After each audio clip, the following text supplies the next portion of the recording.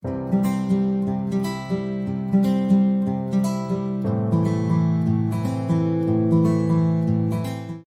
yang berikutnya, ala tasuffuna kama tasufful malaikatu inda rabbiha.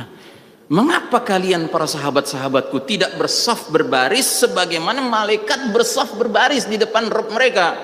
Para sahabat bingung, nanya kan, bagaimanakah para malaikat itu berbaris di sisi Rabbnya? Kata Nabi, ya, mereka menyempurnakan saf barisan awal dan mereka menempelkan, merapatkan diri dalam saf dalam barisan. Jadi para malaikat itu berlomba berada di saf terdepan, ya, dan yang pasti saf-saf berikutnya sebagaimana saf terdepan tuh rapat nempel satu sama lain, gitu. Jadi kita umat Islam itu kalau mengerjakan sholat berjamaah sesuai sunnah Nabi SAW, sesungguhnya kita ini meniru para malaikat, Pak. Dan itu dibanggakan oleh Nabi. Dan itu harusnya menjadi kebanggaan kita, Pak. Yang sekarang sedang direnggut kebanggaan itu oleh pihak yang pengen jualan antivirus. Itu sejak tahun 80-an dia udah jual antivirus, Pak. Sekarang dia mau jual antivirus lagi. Gitu. Nah, jadi saudaraku rahimakumullah, kenapa jadi mirip ya? Kok jadi mirip nih? Yang kiri sama yang kanan nih. Padahal ini beda kaum nih, beda umat nih, Pak. Kenapa jadi mirip ya? Tuh. Sujudnya mirip, duduknya mirip, berdirinya mirip, Pak. Tuh. Kok jadi mirip ya? Nah, ada yang ngasih keterangan gambar atas kaum muslimin tahun 2020. Sebelum 2020 nggak ada kaum muslimin kayak gini. Sedang yang bawah al-budhiyin, ya kan, kaum Buddha. Nah, Nabi bilang, mengapa kalian tidak bersaf sebagaimana para malaikat bersaf? Kan cakep nih. Ar-rijal begini, an-nisa begini, kan cakep tuh. Ya. Setan nggak bisa nyelip, Pak, karena nggak dikasih celah di situ. Ya. Kalau kita sholat yang berjauhan, Pak, kita ngantuk dikit, Pak, ya kan? Orang udah ruku, kita belum ruku, Pak. Tapi kalau kita bersebelahan rapat gitu, Pak, ruku kita dia ngantuk, itu langsung ikut ruku kan. Nah, kalau sendirian, ya kan, jangan-jangan. Astagfirullahaladzim, ya. Makanya ada ahli fikih sampai mengatakan sholat yang distancing berjamaah itu, Pak, itu sholatnya sah, cuma nggak dapat pahala berjamaahnya. Jadi sama kayak sholat sendirian, Pak, gitu. Mending di rumah. Wallahu alam bisawab, ya. Itu saya pilih fikih yang rada moderat, Pak. Nah, kalau yang rada kenceng ada lagi yang bilang gini, sholat distancing itu berjamaah itu, ya kan, minimal bid'ah, maksimal nggak sah sholatnya, gitu. Ya tinggal pilih aja mau yang mana, gitu. Taib. Nah, saudaraku rahimakumullah, namun demikian ada yang lebih mengkhawatirkan lagi. Ada yang lebih mengkhawatirkan. Sampai di sini sudah mengkhawatirkan, Pak. Tapi ada yang lebih mengkhawatirkan lagi, hadis berikut ini. Abu Hurairah tatkala Rasulullah SAW mendatangi kuburan, menyaksikan Nabi bersabda di depan berdoa kepada para penghuni kuburan itu, semoga keselamatan tetap dilimpahkan kepada kalian hai kaum mukminin, ya, dari penghuni kuburan, dan kami insya Allah akan menyusul kalian. Kata Nabi, aku senang bila mana aku bisa bertemu dengan saudara-saudaraku. Para sahabat bertanya, bukankah kami saudara-saudaramu wahai Rasulullah? Kata Nabi, bukan, engkau sahabat-sahabatku. Sedangkan ikhwani, saudara-saudara kita, adalah orang-orang yang datang sesudahku nanti. Sahabat bertanya, bagaimana engkau bisa mengenali umatmu yang belum datang? Kata Nabi, tahukah kalian, seandainya seseorang punya kuda yang muka, kaki, dan tangannya bersinar, bercahaya, kuda itu ada di antara kuda-kuda hitam legam, dapatkah dia mendeteksi kuda-kudanya? Para sahabat menjawab, tentu ya Rasulullah, ya. Jadi kalau kuda, kakinya, tangannya, mukanya, ya kan, itu bercahaya, ada di antara kuda-kuda yang gelap, yang hitam gitu kan, ya pasti kelihatan lah, menonjol kan gitu, ya kan. Nah, jadi kata Nabi, sesungguhnya umatku nanti di hari berbangkit akan datang dengan wajah, kaki, dan tangan yang bersinar, karena bekas wudhu, ya, bekas wudhu berarti mereka sholat waktu di dunia. Aku menyambut mereka di telaga. Jadi Nabi nanti berdiri di telaga, telaga Al-Haud, telaga Al-Kausar, ya kan? Untuk membagikan air dari telaga itu. Dan siapapun muslim yang kebagian air minum dari telaga Nabi itu, dia tidak akan haus selama-lamanya di padang mahsyar. Masya Allah, ya. Mudah-mudahan kita termasuk yang dapat air itu, ya kan? Nah, aku menyambut mereka di telaga. Ketahuilah, ada beberapa orang akan dihalang-halangi mendatangi telagaku. Sebagaimana unta hilang yang dihalang-halangi, aku memanggil mereka, kemari, kemari. Karena Nabi tahu, ini orang kelihatan kok tangannya, kakinya, mukanya bersinar, tanda wudhu, tanda sholat, ya kan, waktu di dunia, gitu. Nah, aku berseru, kemari. Maka dikatakan kepadaku, sesungguhnya mereka telah mengganti ajaranmu setelahmu. Akhirnya yang tadinya Nabi bilang kemari-kemari, Nabi bilang apa? Sohkan, sohkan, menjauhlah kalian, menjauhlah kalian. Na'udzubillahi min dzalik, Pak. Sholat sih sholat di dunia, tapi ngerubah ajaran Nabi. Sehingga akibatnya sama Nabi boro-boro dapat syafaat, ya kan? Dibagi air telaga aja kagak, diusir malah sama Nabi yang tadinya dipanggil. Mau kita mengalami itu, Pak? Mau kita? Na'udzubillahi min dzalik, ya. Lebih baik mati, Pak, tenimbang kita sampai ditolak Nabi diberikan air dari telaganya. Ya toh? Nah, jadi faktabiru ya ulil absar. Ambillah pelajaran wahai para orang-orang yang berakal sehat, ya. Nah, Allah Ta'ala menjelaskan ada satu kaum di muka bumi ini, dua kaum, ya, yang mereka itu permusuhannya sama kita dahsyat sekali. Apa kata Allah? Sesungguhnya kamu kaum Muhammad akan menemukan orang-orang yang paling keras permusuhannya kepada orang-orang beriman ialah satu, al-Yahud, dua, alladzina asyraku, kaum Yahudi dan kaum musyrikin. Ini dua kelompok ini, Pak, bencinya sama kita, memusuhi kita itu luar biasa, Pak. Luar biasa. Nah, kata Nabi tentang kaum Yahudi khususnya nih, apa kata Nabi? Kaum Yahudi telah bosan dengan agama mereka. Ya. Dan mereka kaum yang bersifat hasad, ya. Dan mereka hasad pada kita kaum muslimin, terutama dalam 3 urusan, Pak. Urusan pertama apa? Raddis salam. Kebiasaan kita kalau ketemu satu sama lain ngucapin assalamualaikum terus dijawab waalaikumsalam. Jadi yang ngucap waalaikumsalam tuh dibenci, dihasadi sama orang Yahudi. Yahudi nggak suka melihat umat Islam tuh beruhuwah Islamiyah, tuh nggak suka mereka. Yang kedua, mereka benci sama kita, hasad sama kita dalam urusan apa? Iqamatis sufuf, dalam kedisiplinan kita ngatur soft salat berjamaah, Pak. Oh, mereka geram betul, Pak. Pernah ada wawancara seorang mantan komandan militer Amerika Serikat, Pak. Diwawancari sama seorang muslim, ya. Muslim ini nanya, Pak, Anda sebagai mantan komandan militer, kalau ada 1 juta orang tadinya berantakan nggak jelas, untuk dikumpulkan dalam barisan yang rapih, ya, dikumpulin upacara barisan gitu, ya, itu kira-kira butuh berapa lama, ya kan? 1 juta kata si komandan itu. Ya, 1 juta. Wah, kira-kira sebulan lah kata dia gitu, ya kan? Nah, terus dikasih lihat video apa? Video orang lagi haji, Pak. Haji normal, ya, bukan haji nggak normal, haji normal gitu. Ya kan? Orang lagi tawaf rame bener gitu, sementara ada yang lagi duduk, lagi doa, ada yang lagi sholat, ya kan? Kan begitu kan, haji normal kan begitu, ya kan?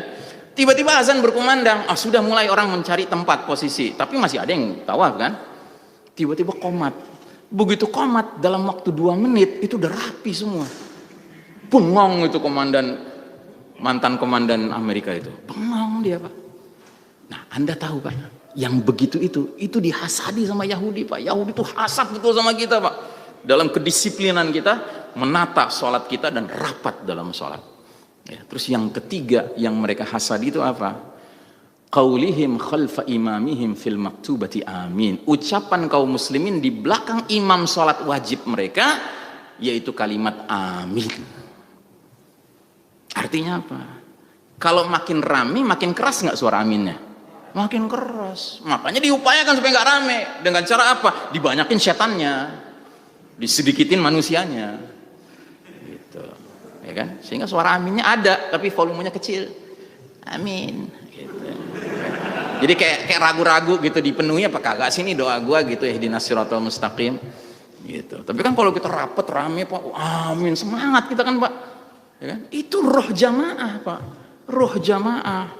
Ya. Nah, jadi saudaraku rahimakumullah, kira-kira yang dikerjakan sekarang ini bikin senang siapa? Bikin ridho siapa? Gitu. Kan kita beribadah, kita beramal soleh ingin mengejar ridho siapa? Ridho Allah. Masa ridho Yahudi yang dikejar? Ampun deh. Gitu. Nah, jadi saudaraku rahimakumullah, hadis berikutnya inilah yang sedang terjadi sekarang, ya. Dari Wuhan sampai Wuhan. Gitu. Nabi bersabda, hampir-hampir bangsa-bangsa memperebutkan kalian umat Islam layaknya memperebutkan makanan dalam satu mangkok. Seorang sahabat dengar begitu langsung nanya, apakah kami waktu itu umatnya jumlahnya sedikit? Kata Nabi, oh tidak, jumlah kalian banyak waktu itu, sangat banyak. Cuman kalian seperti buih di genangan air. Ya. Sungguh Allah akan cabut rasa takut musuh-musuh kalian kepada kalian di satu sisi, dan akan tanamkan ke dalam hati kalian penyakit al-wahan. Sahabat nanya, apa itu penyakit wahan ya Rasulullah? Hubbud dunya wa karahiyatul maut, cinta dunia dan takut menghadapi kematian. Ya, kan ini sekarang yang terjadi, Pak. Demi menghindar dari kematian, ya kan, nggak apa-apa agama diacak-acak. Nauzubillahi min dzalik. Ingat, agama Islam agama fitrah, ya. Dan fitrah manusia adalah makhluk sosial, Pak. Yang namanya makhluk sosial itu nggak bisa enggak, Pak. Perlu saling ketemu, saling berakrab-akrab, saling berjabat tangan, saling berpelukan, saling bercengkrama. Itulah manusia, normalnya begitu, Pak, manusia. Ya. Tadi saya di jalan menjelang dekat sini, ya kan, itu pengurus masjid di mobil bilang, Ustaz, ya beginilah kita kalau udah hari Minggu kan ada pasar kaget gitu kan. Saya bilang, alhamdulillah masih normal di sini. Dia bilang gitu. Ya ini normal tuh begini, ini normal. Ini bukan new normal, Pak, ini true normal, ya kan? Ini normal yang sebenarnya begini memang. Memang sudah semestinya begitu. Ya. Manusia itu terhibur dengan dia bisa berinteraksi sosial. Gitu. Makanya bahasa Indonesianya itu bagus, Pak, social distancing tuh, ya. Penjarakan sosial, gitu. Penjarakan sosial. Penjarakan sosial, gitu ya. Bagus tuh terjemahannya itu, ya kan? Penjara ini memang, gitu. Nah, jadi saudaraku rahimakumullah, Nabi bersabda, "Ma min muslimaini yaltaqiyani fayatasafahani illa ghufira lahuma qabla ay yaftariqa."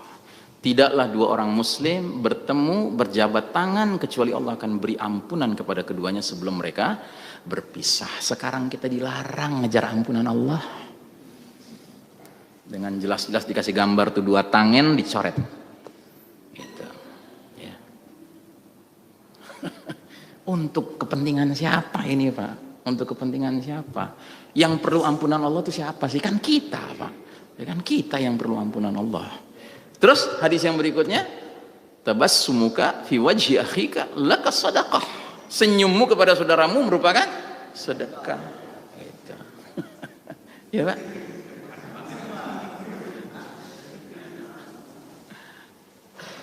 Susah nyari senyumnya orang beriman sekarang.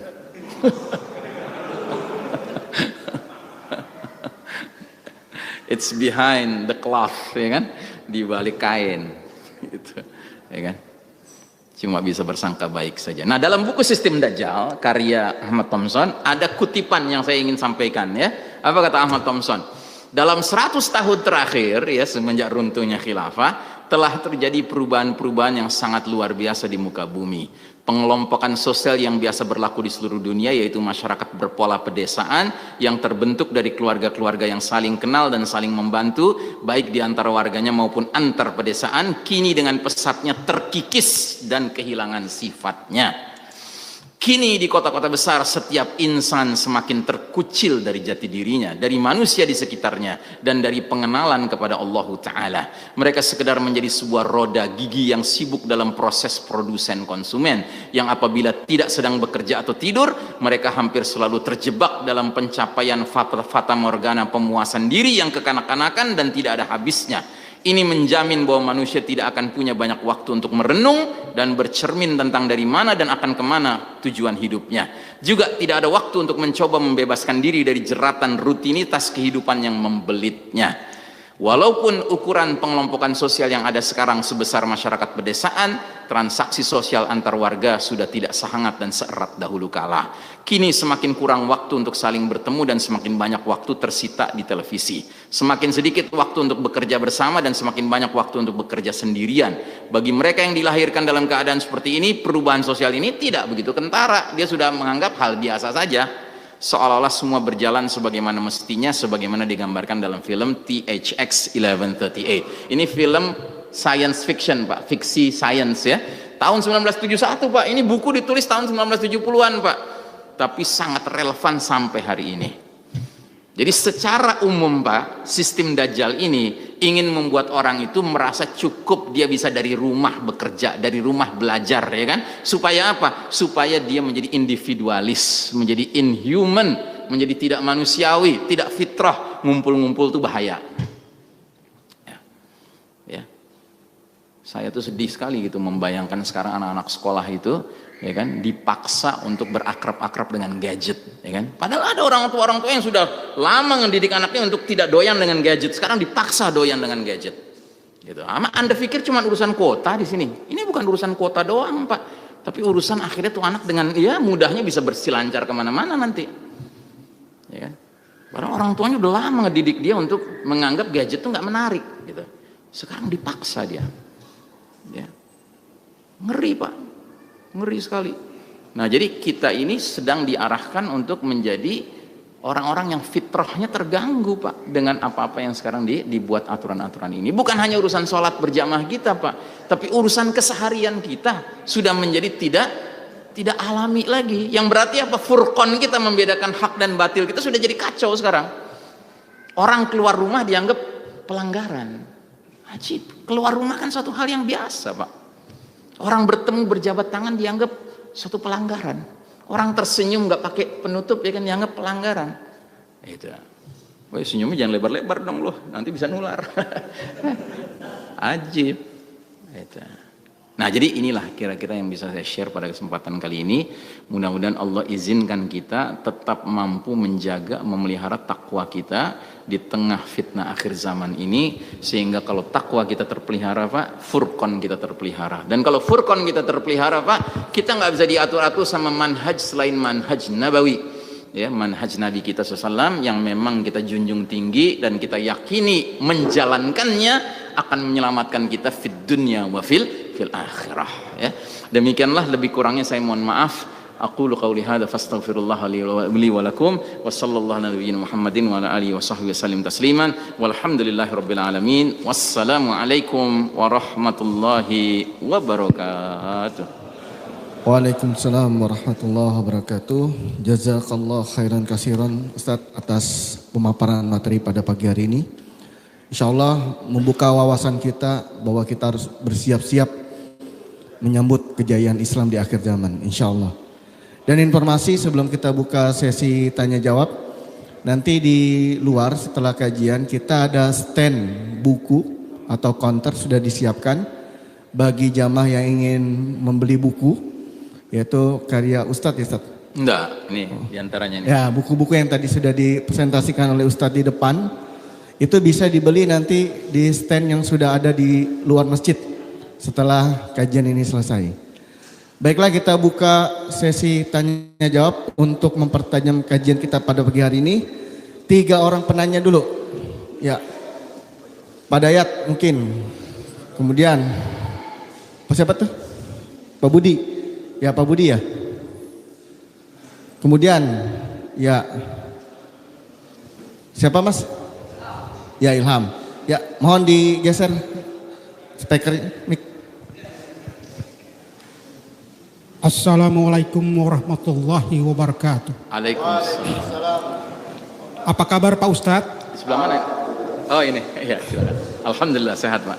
Apa kabar Bapak DKM dan para jemaah serta sesepuh yang ada? Dari tema yang Bapak sampaikan, tersirat pesan dan kesan buat saya. Ya. Persoalannya Pak, tadi Bapak berbicara masalah fitnah dan takwa. Fitnah itu adalah Dajjal. Pertanyaannya, apakah ada jaminan satu kemauan bagi umat muslim. Bisakah dia bangkit kalau ikut ilmu-ilmu yang di luar dari Islam? Apakah hal yang demikian itu bisa membuat cemerlang pemikiran al-fikrul mustanir untuk seorang amil dakwah kalau sekiranya dia hanya terseret hal-hal yang berkenaan di luar Islam? Catatan pinggir yang saya sampaikan kepada Bapak, tolong kabarkan dan kibarkan berkenaan dengan tadi Ahmad Thompson, sistem Dajjal, situasi tidak menentu karena demokrasi arahkan jalan argumentasi liberal. Dajjal, demokrasi arahkan jalan dan jawaban argumentasi liberal. Tolong dikabarkan dan dikibarkan kalau Bapak di forum yang lain. Assalamualaikum warahmatullahi wabarakatuh. Waalaikumsalam warahmatullahi wabarakatuh.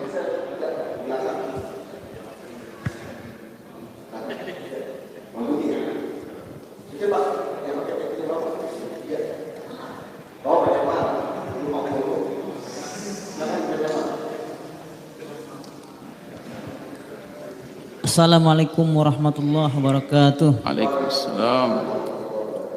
Saya termasuk orang yang jauh dari alat komunikasi ya Pak, apalagi teknologi. Tolong Pak, dengan timbulnya masalah COVID ini, saya pengen tahu, ada kecurigaan sebagai orang bodoh Pak, ini sengaja disebarkan atau memang sekedar wabah yang alami itu Pak ya. Kemudian bicara masalah ISIS Pak, saya juga curiga. Karena ada beberapa informasi ternyata itu disenyalemen bukan betul-betul mulus dari orang-orang yang berjuang untuk menegakkan khilafah Pak. Apa sebetulnya ISIS itu? Maaf, ulangi. Ini pertanyaan kedua ya. Pertanyaan kedua, oke. Ya. Masalah ISIS Pak. Ya. ISIS sebetulnya apa, siapa pelahirnya? Itu aja Pak. Terima kasih. Wassalamualaikum warahmatullahi wabarakatuh. Waalaikumsalam.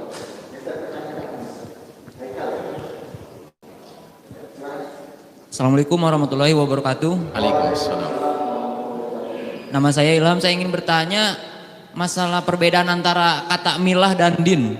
Disebutkan kalau dalam Al-Quran itu ikutilah agama Ibrahim yang lurus, tapi bahasa Arabnya milah gitu. Kenapa nggak disebut din? Tapi kalau di Al-Quran disebutnya dinul Islam, kenapa nggak bukan dinul Ibrahim? Oke. Ya, sekian, terima kasih. Assalamualaikum warahmatullahi wabarakatuh. Waalaikumsalam.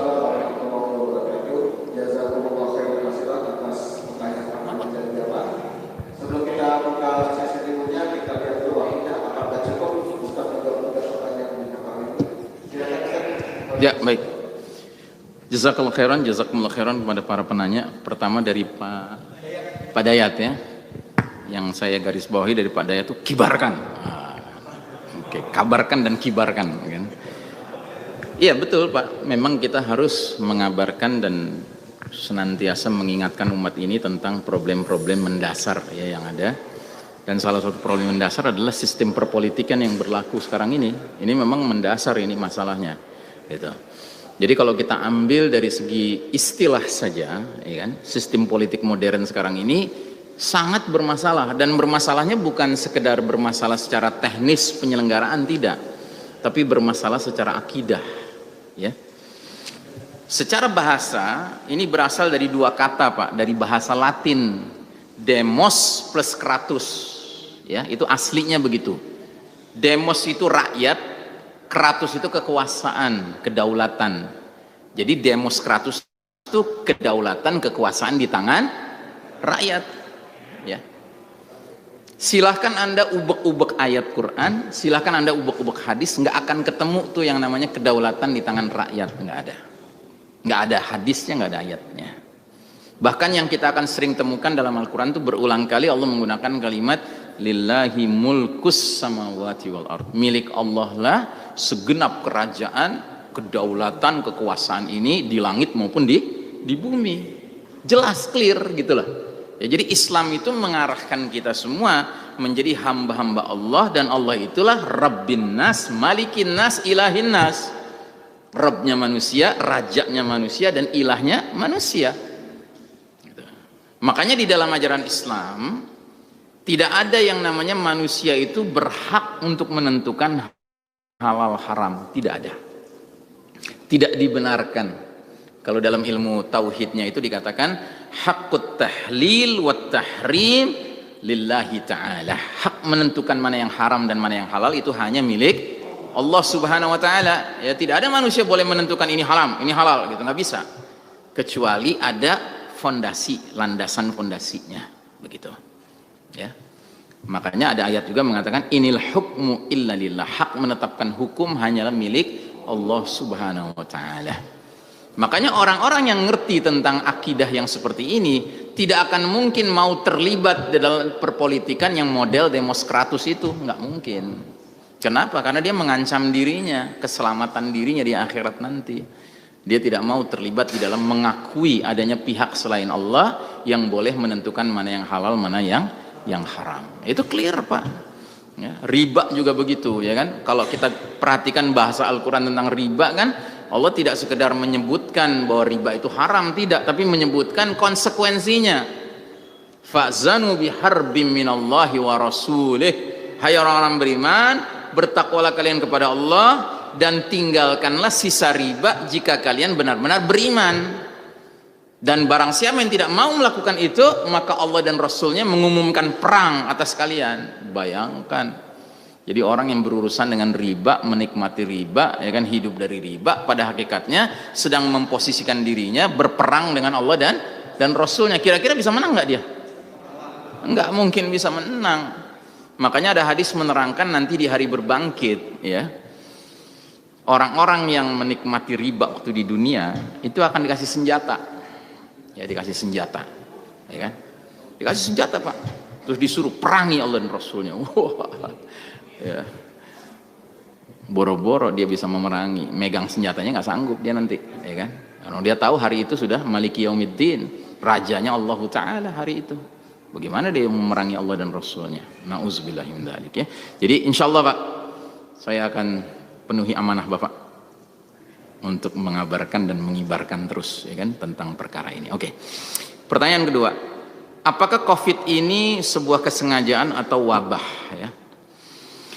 Pertama yang kita harus sadari bahwa COVID ini memang ada, ya. Jangan kita sedemikian menganggap COVID ini enggak masalah sampai mengatakan bahwa COVID enggak ada. Ada virus COVID ini ada, COVID-19 ini memang ada virusnya, begitu kan?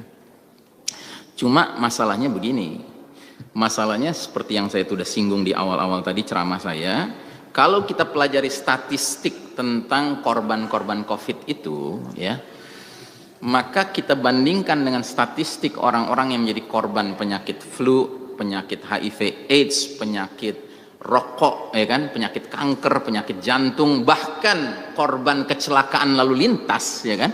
Ternyata korban sampai meninggal dari COVID itu jauh di bawah semua yang saya sebutkan tadi, Pak. Ya, silakan Anda pelajari sendiri. Gitu. Sehingga mau tidak mau kita bertanya-tanya, apakah benar ini murni wabah ataukah ini sebuah kendaraan? Jadi dia sebuah kendaraan, memang ada, memang mengkhawatirkan, memang bisa menular gitu ya. Tetapi sebenarnya nggak sebegitu-begitu amatnya. Terus kemudian mereka-mereka yang merasa berkuasa untuk bisa membangun opini lewat media massa mainstream, apalagi lewat sosmed gitu ya, mereka lah yang mengembangkan rasa takut masyarakat luas, publik dunia ini, untuk kemudian melansir program-program lebih lanjut. Misalnya program apa? Program pembodohan umat, sehingga anak tidak bisa sekolah secara normal gitu. Program penurunan semangat beribadah, dengan akhirnya boleh ibadah, dibuka lagi masjid, tetapi pengelolaannya tidak boleh menurut manhaj nabawi, harus menurut manhaj, ya, ahlul WHO wa Bill Gates, bukan ahlus sunnah wal jamaah gitu, ya. Itu realita, Pak, itu realita, ya. Dan ini ada program lebih mengerikan lagi, Pak, kalau Anda tahu, ya kan, si BG itu, tahu BG tadi ya, biang gerok itu, ya kan, si BG ini dia itu sangat berambisi untuk melakukan depopulation, Pak, pengurangan populasi planet bumi ini. Dia pingin seluruh dunia ini maksimal jumlah manusia cuma 500 juta, Pak. Sedangkan sekarang jumlah manusia berapa? Antara 7 sampai 8 miliar. Berarti dia ingin membunuh, ingin mematikan sebanyak ya 6,5 sampai 7,5 miliar. Gitu, itu keinginan dia. Gitu. Dan ini wajar, kenapa ya? Lagi-lagi dia termasuk kategori